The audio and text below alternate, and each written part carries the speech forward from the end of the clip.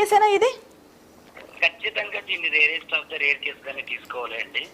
ఏంటంటే ఇక్కడ మనకి 2013 ఫిబ్రవరి 21 ఏదైతే జరిగిందో ఈ జంట పేలుళ్లకు సంబంధించినటువంటిది ఒక్కసారిగా అంటే అప్పుడు ఉమ్మడి ఆంధ్రప్రదేశ్ గా ఉన్నప్పుడు 2 తెలుగు రాష్ట్రాలుగా విడిపోక ముందు ఇది ఒక పెద్ద హాట్ న్యూస్. అవును. దీంట్లో దాదాపుగా 18 మంది చనిపోవడం జరిగింది. దాదాపుగా 131 వరకు కూడా జనాలు ఎఫెక్ట్ అవడం, అంటే కాళ్ళు చేతులు ఊడిపోవడం, కాళ్ళు చేతులన్నీ తెగిపోవడం ఇలా జరగడం. అదే విధంగా ఈ విచారణ అనేది 2 సంవత్సరాల తర్వాత ఎన్ఐఏ కోర్టు 2015లో ఎన్ఐఏ నేషనల్ ఇన్వెస్టిగేషన్ కి సంబంధించినటువంటి ఏజెన్సీ ఇది కోర్టు ఎన్ఐఏ ప్రత్యేక న్యాయస్థానం 2016లో వీళ్ళకి ఉరి తీయమని చెప్పేసి డెత్ సెంటెన్స్ ని కన్ఫర్మ్ చేసింది.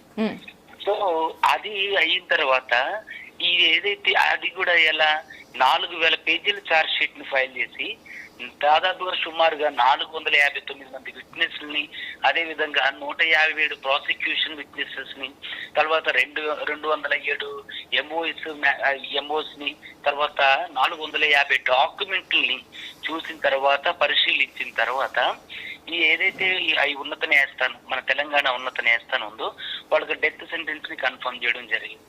అయితే ఇక్కడ మనం చూసుకున్నట్లయితే మొత్తం ఓవరాల్ గా 5,000 పేజీల సాక్షుల్ని, అంటే సాక్షులు 5,000 పేజీలుగా పరిగణించి పరిశీలించడం జరిగింది. ట్రయల్ కోర్టు 2016లోనే వీళ్ళకి ఉరి తీయమని చెప్తే వాళ్ళు ఇక్కడ హైకోర్టుకి అప్పీల్ చేసుకోవడం జరిగింది.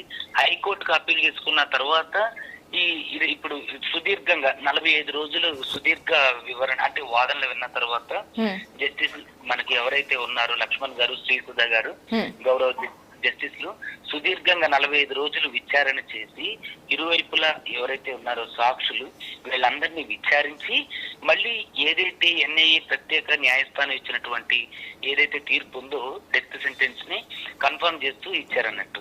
ఇందాక మీరు కాళ్ళు కలుపుతూ ఉన్నప్పుడు ఎవరో సార్ మాట్లాడుతున్నారు, ఒకే వ్యక్తి 4 చోట్ల 4 రకాలుగా తీర్పు వచ్చింది, ఈ కోర్టులో అంటే ప్రొసీజర్ ని అదే చట్టాన్ని మళ్ళీ మార్చాలి అని మాట్లాడుతున్నారు. నేను ఒకటే ఆయన గారికి ఇచ్చే క్వశ్చన్ అంటే నేను ఇచ్చే జవాబు ఏంటంటే ఎవ్వరూ కూడా మన భారతదేశ చట్టాలు ఎలా ఉంటాయంటే 100 మంది దోషులైనా తప్పించుకోవచ్చు కానీ ఒక నిర్దోషికి కూడా శిక్ష పడకూడదు అనేది మన వాదన. అదే మన చట్టంలో justice delayed is justice denied అని కూడా ఉంది కదా. ఇంత ప్రొలాంగ్డ్ టైం తీసుకున్నప్పుడు చూడండి చాలా వరకు ఇప్పుడు మీరు ఆయేషా మీరా సత్యంబాబు కేసు తీసుకున్నట్లయితే అతను ఒక దొంగని మర్డర్ గా చూపించి రేపిస్ట్ గా చూపించి చేశారు.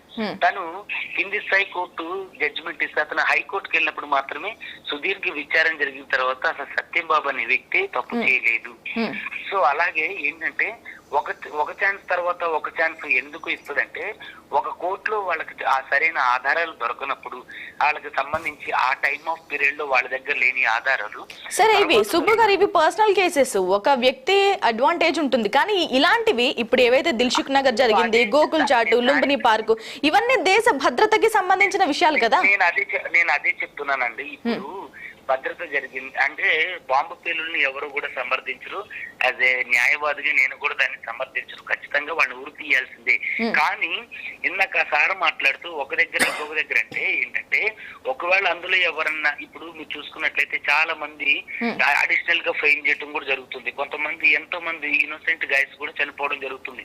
సో నాట్ ఓన్లీ ఈ కేసు, నేను మిగతా కేసులను కూడా బేరీ చేసి చెప్పేది ఏంటంటే ఇది పొరపాటు, అలా మాట్లాడడం తప్పు. ఎందుకంటే ఇక్కడ ఇప్పుడు జిల్లా న్యాయస్థానంలో ఒక శిక్ష పడిందంటే అతను రాష్ట్ర న్యాయస్థానానికి ఆ తర్వాత దేశ సర్వోన్నత న్యాయస్థానానికి ఎందుకు వెళ్తారు అని అంటే ఇంకా వాళ్ళ దగ్గర ఆధారాలు ఉంటే వాటి ద్వారా ప్రూవ్ చేసుకోవడానికి అవకాశం. అంటే ఈ దశల్లో ఎవరైతే అంటే తప్పు చేసిన వారు ఉన్నారో వాళ్ళు నిజంగానే తప్పు చేసిన వాళ్ళుగా ఖచ్చితంగా కన్ఫర్మ్ చేస్తే ఖచ్చితంగా శిక్ష పడుతుంది. ఏంటనంటే సర్టైన్ పీరియడ్ కి వెంటనే శిక్ష, ఒకడు జంట పెళ్లిళ్ళు జరిగింది లేదంటే ఇంకోటి ఏదైనా జరిగింది వెంటనే శిక్షిస్తే అతను నిజంగా నిర్దోషి అయితే.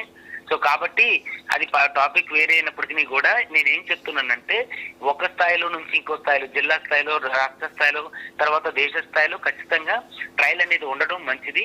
చట్టాలను మార్చడం అంటే అది కూడా నేను ఒప్పుకోను. సో ఇప్పుడు విషయానికి వస్తే ఈ ఎవరైతే స్పీడప్ చేయాలి అన్న వాదన ఒప్పుకుంటారా? మీరు కొంతమేర. ఖచ్చితంగా స్పీడప్ చేయాలి, ఖచ్చితంగా స్పీడప్ చేయాలండి. కానీ ఇక్కడ అడ్వకేట్స్ ఎవరైతే ఉన్నారో మీకు ఒక విషయం తెలుసో లేదు, చెప్పండి.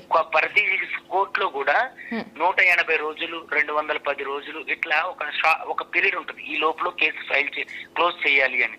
కానీ అడ్వకేట్స్ దాన్ని ప్రొలాంగ్ చేస్తూ ఉంటుంటారు. ఓకే. సో కోర్టులు ఎప్పుడు కూడా ప్రొలాంగ్ చేయవండి, అడ్వకేట్స్ ప్రొలాంగ్ చేస్తుంటారు. ఓకే. ఒక కేసు 180 రోజుల్లో కంప్లీట్ చేయాలంటున్నారా? అవునండి. మనకు ఏదైనా సరే కోర్టులలో ఉన్నప్పుడు 180 రోజులు 120 రోజులు 210 రోజులు ఇలా నిర్దిష్ట టైం ఉంటుంది. కానీ దాన్ని అడ్వకేట్స్ లో అడ్వాంటేజ్ గా తీసుకొని ప్రాసిక్యూషన్ అప్పుడు ఎవిడెన్స్ అప్పుడు ఒక 3 నెలలు టైం తీసుకోవటం, తర్వాత డాక్యుమెంట్స్ ఏం ఫైల్ చేయాలన్న 3 నెలలు టైం తీసుకోవటం, కౌంటర్స్ ఫైల్ చేయాలంటే 3 అంటే 90 రోజులు మినిమం టైం ఉంటుంది అన్నట్టు. వీళ్ళే కావాలని పొడిగిస్తూ ఉంటుంటారు కొన్ని కేసులలో. సో అలా జస్టిస్ డినై అవుతుంది తప్ప కోర్టు ఎప్పుడు కూడా ఇన్ని సంవత్సరాలకు చేయాలి ఇన్ని సంవత్సరాల్లో చేయాలనేది ఉండదు. రైట్. అండ్ ఇక్కడ సుబ్బు గారు సుప్రీం కోర్టుకి వెళ్తే మళ్ళీ ప్రొలాంగ్ కావచ్చు, డిలే కావచ్చు అని కొంతమంది మాట్లాడుతున్నారు. అక్కడ ఎలాంటి పరిస్థితి ఉండే అవకాశం ఉంది? అసలు సుప్రీం కోర్టుకు వెళ్ళొచ్చా? ఇంకా అసలు మీరు సుప్రీం కోర్టుకు వెళ్లే అవకాశం వాళ్ళ రైట్. ఖచ్చితంగా వాళ్ళు సర్వోన్నత న్యాయస్థానానికి వాళ్ళు వెళ్ళడాన్ని ఎవరు అడ్డుకోలేరు కూడా. కానీ ఇక్కడ ఏదైతే 45 రోజుల్లో సుదీర్ఘ విచారణ జరిగిన తర్వాత తీర్పు వచ్చిందో అలాగే అక్కడ కూడా మీరు చూడండి, హైకోర్టులో గానీ సుప్రీం కోర్టులో గానీ సంవత్సరాల తరబడి అక్కడ కేసులు నలగు. ఇలాంటి ఏంటంటే రేర్ కేసులు ఉగ్రచర్యలు కాబట్టి జస్టిస్లు కూడా వెంటనే దీని మీద చొరవ తీసుకుని ఆల్రెడీ ఎన్ఐఏ ప్రత్యేక న్యాయస్థానం 2016లోనే వీళ్ళకి అంటే ఉరిశిక్ష ఖరారు చేసింది. తర్వాత నిన్న రోజున హైకోర్టు సర్వోన్నత న్యాయస్థానం రాష్ట్ర సర్వోన్నత న్యాయస్థానం ఇచ్చేసింది, రాష్ట్ర ఉన్నత న్యాయస్థానం వీళ్ళకి కూడా ఉరిశిక్షనే అమలు చేసింది. అంటే ఎన్ఐఏ కోర్టు ఇచ్చినటువంటి తీర్పుని అమలు చేసింది. అదే విధంగా సుప్రీం కోర్టు అంటే జస్టిస్ మార్చుకుంటూ ఏమి ఉండదు. ఇలాంటి దేశ భద్రతకు సంబంధించినటువంటి విషయాలు సుప్రీంకోర్టు కూడా వెంటనే స్పందించి దీన్ని నాకు తెలిసి ఒక 6 నెలలు సంవత్సరం లోపలనే దీని మీద తీర్పు రావడానికి అవకాశం ఉంది. ఇక్కడ పని లేదు. ఖచ్చితంగా ఉరిశిక్ష అనేది ఇలాంటి వారికి ఖచ్చితంగా పడాల్సిందే. ఇంకొక ఇలాంటివి చేయాలంటే ఖచ్చితంగా అంటే ఆలోచించాల్సిందే. రైట్. ఇక ఫైనల్ గా సుబ్బు గారు, 8 నుంచి A6 లో ఉన్న నిందితులు ఎవరైతే ఉన్నారో వాళ్ళు వేరే కేసెస్ లో ఉంటే ఉరి శిక్ష అనేది అమలు అవుతుందా? తప్పకుండా అండి. ఓకే.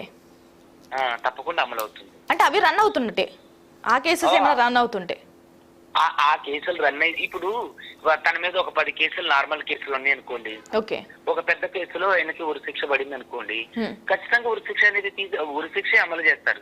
ఈయన చనిపోయిన తర్వాత ఆ కేసులో నుంచి తనని తీసేస్తారు, అంటే డెత్ సర్టిఫికేట్ పెట్టేసి ఆ కేసులో నుంచి ఇతనిని రిమూవ్ చేస్తారు. ఓకే అండి. రైట్. సుబ్బు గారు, థ్యాంక్ యూ సో మచ్ అండి. Thanks for joining. Right. Shravan Kumar గారు, అంటే ఇప్పటికే ఎన్ఐఏ కోర్టు 2016లోనే చాలా సంవత్సరాలు అయింది, 2016లోనే ఉరిశిక్ష